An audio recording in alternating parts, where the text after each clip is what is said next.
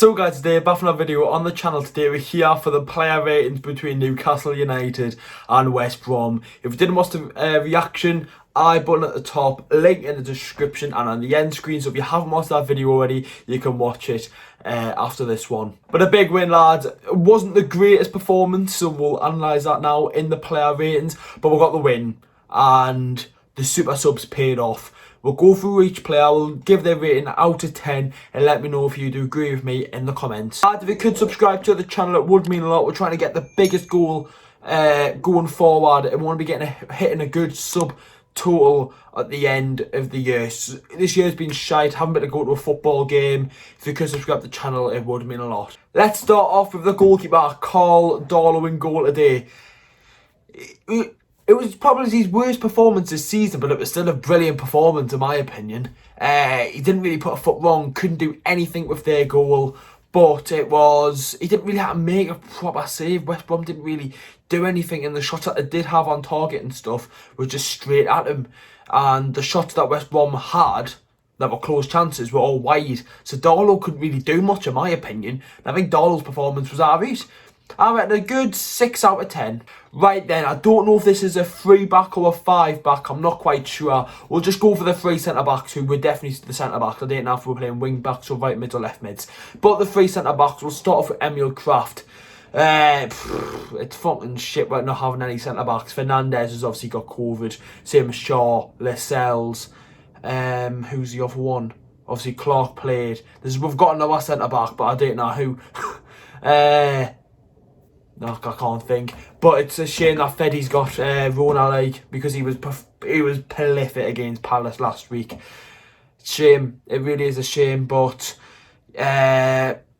Kraft today came in and wasn't great, to be honest with you.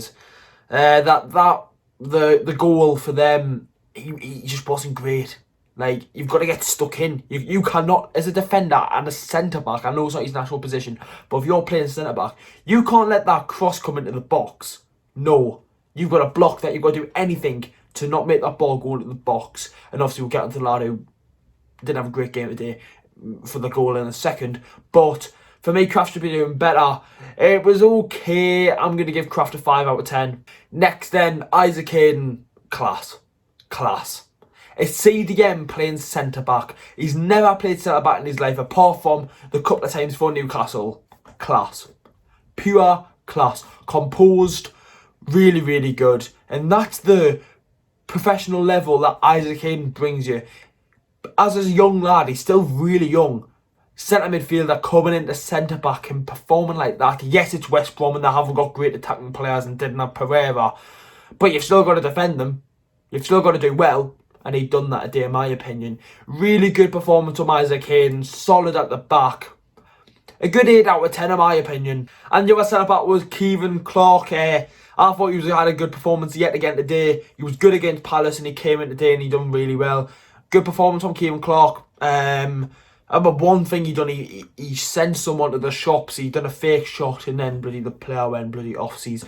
But good performance from Kevin Clark.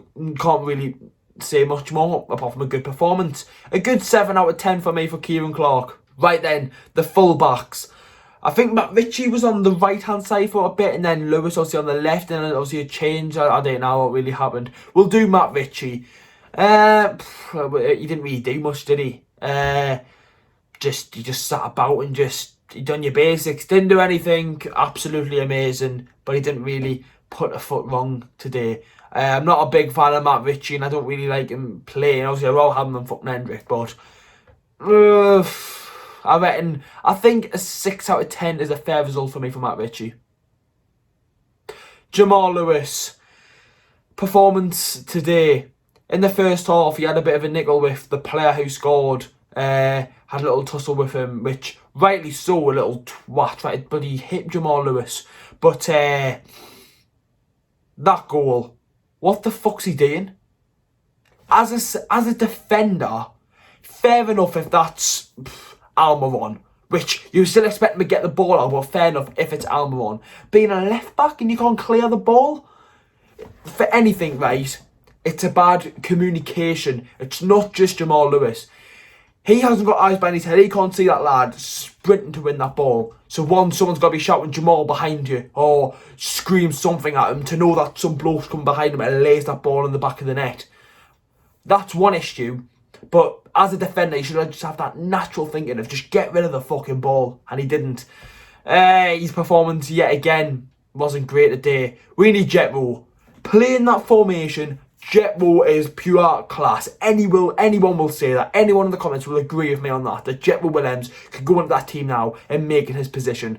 We need someone there for Jamal Lewis for competition, in my opinion. He's still a young lad. He's still growing. For me, Jetro needs to be signed. He has to fucking come. Howard Ashley. Spend the £4 million or whatever it is to get the lad in.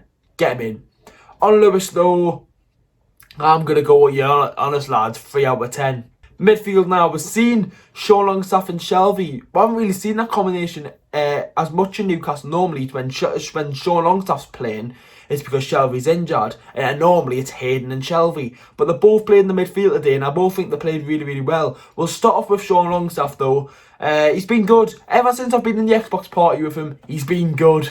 But yeah, again today, he just looks so composed in the midfield, and it's great to say, yes, it's West Brom and he keeps saying that, but yeah, I think his performance was quite good today. The way that he was just so calm on the ball, and he just sprayed it out, and defensively was okay. I think it was a decent performance from Sean Longstaff. I went a solid 6, pushing up to a 7, but I'm going to go 6 out of 10. Shelvey today was class. Captain, he was good today. He was really good. I watched Fogden. He done most underrated players in the Premier League, and Fogdad said that John Joe Shelvey's the most underrated player in the league. Never mind just at Newcastle, which I don't even agree with, to be honest with you. But Shelvey today, he showed why he is underrated then, because some of the passing today was sublime. I don't know if it was Richie or him who played the ball up with Joe Linton when Joe Linton had a good chance, but some of these passing just in the midfield, just spraying out of left backs and right backs, create space. It means West Brom are going to push the other side of the pitch, and if safe bloody whoever's in right wing back, Murphy, that's how we fucking scored the goal, because one pass bang over to that side goes over to Murphy, ball in the box, Gale scores. John Joe Shelvey creates them chances for you, and he done it today. I think I give Hayden an 8. I'm going to have to give Shelvey an 8 as well. On to the attacking players now. I know the power grind are waiting for this. Vamos at Miguel Almiron. I don't know any Spanish lads. The only one has Vamos, but got his goal. A solid finish. And it was a confident finish. We all know that he could be leaving the club and whatnot. But his celebration as well, normally he's a little bit more wild. I don't know if it's because there's no fans and because it's one of his first time he scored without fans. But normally he's a little bit more happier when he scored. And scoring that early on, you should be a little bit more happy.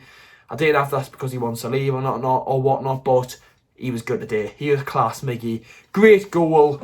In the second half, he was like our attacking threat. Wilson didn't have a great game, to be honest with you, lads, and he was taking over the responsibility of bringing the ball forward. And good performance from Almiron. I'm gonna go for an 8 out of 10 as well. Big man, we'll do Joe Linton. Good performance yet again today. That second half chant, that's not like, if he just goes far post, it's 2-0 Newcastle in 30 minutes in. Just, it's them little things that you've just got to learn being a young striker, and I'm sure next season, if he's in that position again, he will finish it, because he done really well to cut inside and then finish it. Another assist for him against West Brom. He's got 2 assists against West Brom in the last 2 games. Obviously, Almiron getting 3 goals against West Brom in the last 2 games against them. But Joe Linton, he's starting to grow and getting in the last game a goal and assist, and today getting an assist. Pray this is the start of J9 at Newcastle United. I reckon a good 7 out of 10 for Big Joe today. And finally, for the start 11, we've got Callum Wilson. I thought he scored because I seen on Twitter, like I was watching the stream and it was behind, and I seen a tweet saying "my striker, come on." And I was thinking, yes, Wilson scored, but it was Dwight Gale, which is still good, but still got the win. That's all that matters. But Wilson today, he wasn't terrible. He didn't really get a proper chance on goal where you could go, oh, it's so close or something like that.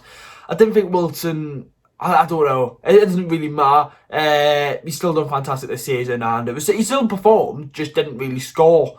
And it was hard for him because in the second half we weren't great, to be honest with you lads, and he was building off scraps, which just wasn't good.